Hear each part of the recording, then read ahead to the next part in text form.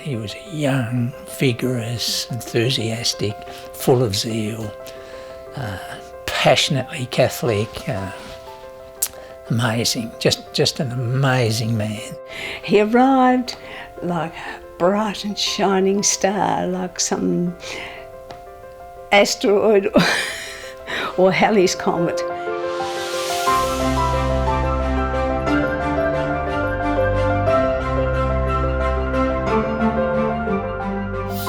Guilford Clyde Young was the Archbishop of Hobart from 1955 to 1988.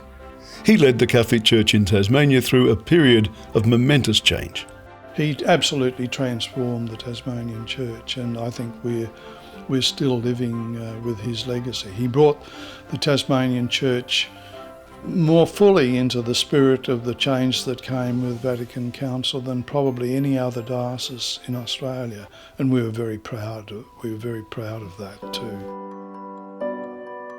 Born in Queensland in 1916 to working-class parents, Guilford was a shearer's son who studied for the priesthood in Rome. He was ordained there and at 31 was consecrated the youngest bishop in the world. We were very conscious that we were led by a man whose horizon was not confined to Tasmania or Australia. He did have this connection not only with the highest echelons of scholarship in Europe and the United States, particularly in regard to the liturgy, but not only that. But he was also, I think, quite instrumental in helping and facilitating various groups of refugees and migrants coming from war-torn Europe to Australia. He had a profound knowledge of what we now call multicultural Australia, long before this term became a cliche. Archbishop Young used the moral authority and administrative apparatus of the Catholic Church to assist post-war migrants and refugees. He would be there at their functions, he would be there at their celebrations at the times, the Corpus Christi march itself. He'll be there to celebrate their festivities. He also too would be joining the community in their difficult times too. He was very close to the people. My dad, being a rat of Tobruk and gone through the difficulties of war, was very much so privileged to meet the Archbishop. But the Archbishop was more opening and more supportive, and he was humbled by meeting my dad. And when we went into the chapel to pray, he said to Dad and my mum, "You pray in Polish and I'll pray in English." And it was so powerful, so powerful. The children were taken to the school for free, and if we have anyone, of course, anyone have the job, we pay just little bit of fees. That's all.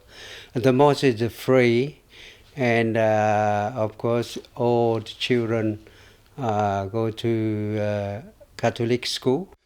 Archbishop Young appreciated education as a means of building society. He championed government funding for all schools and equality of access to education, irrespective of cultural backgrounds or creed. I am fighting for hundreds, at the very least, at this moment in Tasmania, of Tasmanians like you. We sat there for 1 hour while Guilford spoke, full on, in that magnificent, strong voice, articulate as you could ever be, tremendously put together. No notes, of course, just straight from his heart. And on that occasion, he said, if we do not get equality for the children in our schools, I will close the schools. And he absolutely meant that. He was passionate about that, and he meant it, and he would have done it. Who are decent people and are paying 70% of their pay envelope to exercise the right of sending their children to a Catholic school in an industrial area.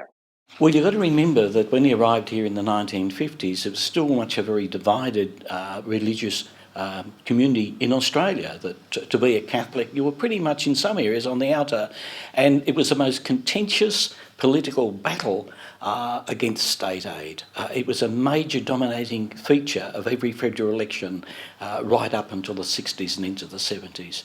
He scruffed hold of this issue by the neck and succeeded. Guilford Young oversaw the building of new schools and churches and encouraged the use of modern architectural styles. Rod and the Archbishop Young, over that time of 30 years of friendship, they designed 24 new schools, 14 extensions and 17 new churches, which was a huge amount of work that they did. One of the most interesting, I think, is St Pat's Chapel in Launceston. Guilford was an enthusiastic contributor to the Second Vatican Council, which opened the way for a new and revitalised understanding of the universal church. Because of Archbishop Young, the Archdiocese of Hobart was a leader in liturgical developments within Australia. I think that he was most certainly the bishop among all the bishops of Australia who understood what the council was all about. And the changes, particularly in his own field of the liturgy, he knew that they needed to happen and he could see them coming. And so we became the beneficiaries of this insight and understanding, with a much better understanding of liturgy, how it should be celebrated, and the importance that it had in the life of the Church and the Archdiocese. It was huge for people because all they'd ever known was the Mass in Latin. Not that the Last Supper would have been celebrated in Latin, more than likely Aramaic, but Latin was the official language of the Church. So to change the language of the Church was to really change the language of worship in many ways, and that was a huge upheaval for a lot of people. More than just a language change, it was a whole mentality that came with it, of making worship more accessible to the people, and language was the way to begin that. He had not long come back from the council, and he went to offer Mass up in a hall somewhere, up in the northeast. Don't know where it was, but it was somewhere before the church was built. So here he was, celebrating the Mass on a table in a hall.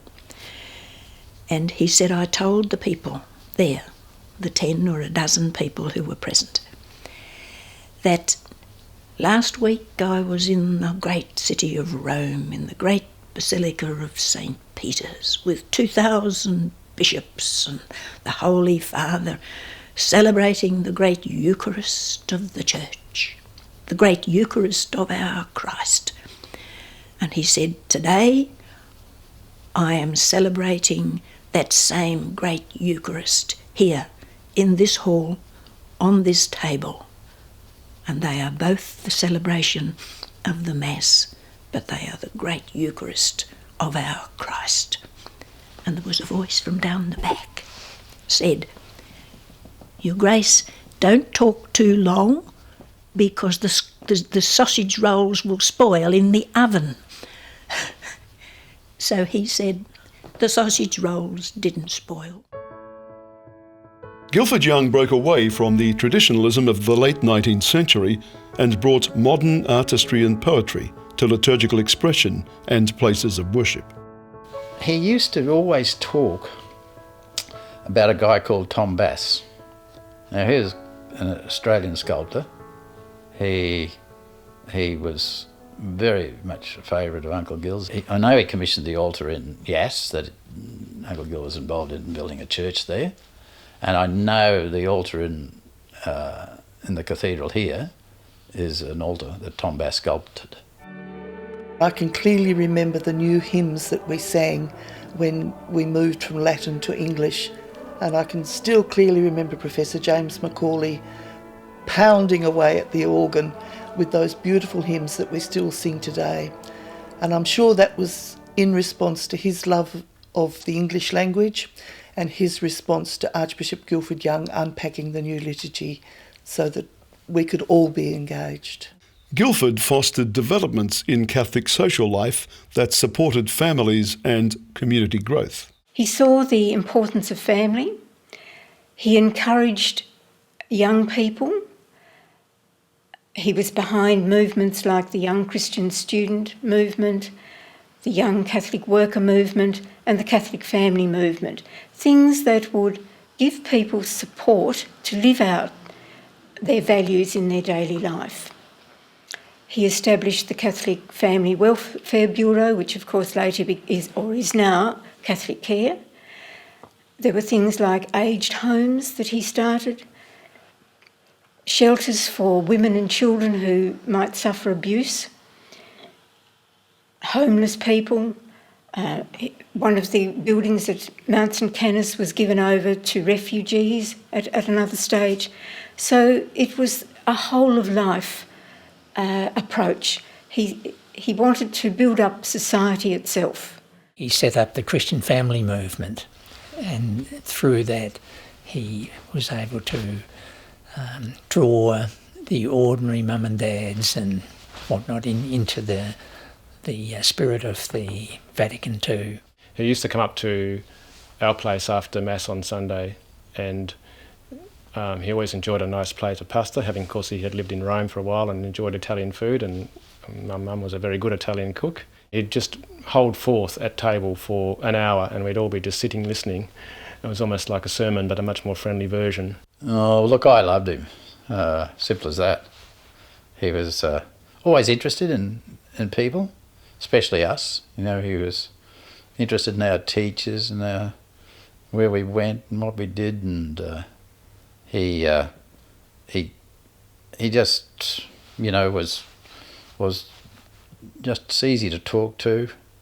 You know, we used to, when he came for holidays, we used to start off with Mass, sometimes at the convent at the local school, or sometimes at home at the dining room table. And then after that we'd go swimming. Archbishop Young was a man very much concerned for the welfare of both his people and his priests. For me, the way in which Guilford Young supported the priests more than anything else was his genuine concern for them. He expected fellows really to give their best and to give themselves completely. I can say that he ordained me contrary to the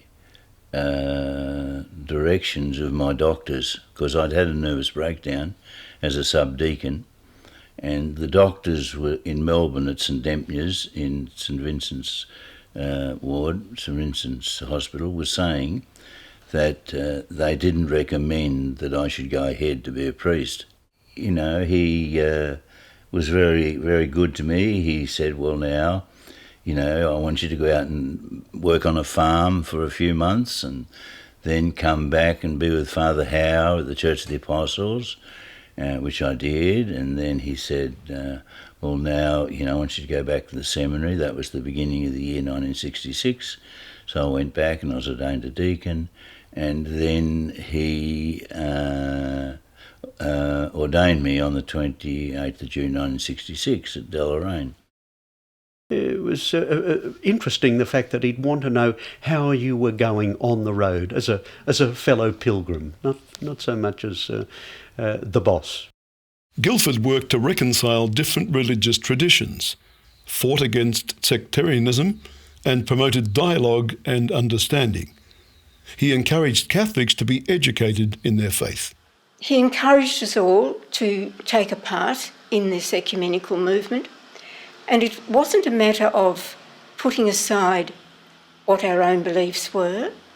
It was a matter of listening to each other, of praying, of listening to the movement of the Spirit, trying to see the things where we could work together in agreement, and noticing that there was diversity, but seeing that diversity as a positive thing. It was very much about what Archbishop Guilford was about. And if you look through the history of the diocese, you'll see lots of wonderful little stories about that, where he was the first Catholic bishop in Australia to preach in an Anglican cathedral. He was led the Catholic Church into the Tasmanian Council of Church, the first in the world that the Catholic Church was involved with an ecumenical body. Archbishop Sir Guilford Young was knighted for services to the Church, an honour he accepted on behalf of the entire Catholic community.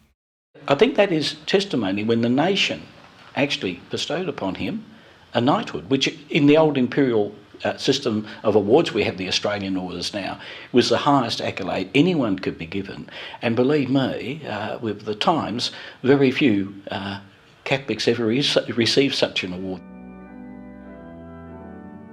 When he died in 1988, his funeral was one of the largest ever seen in Tasmania.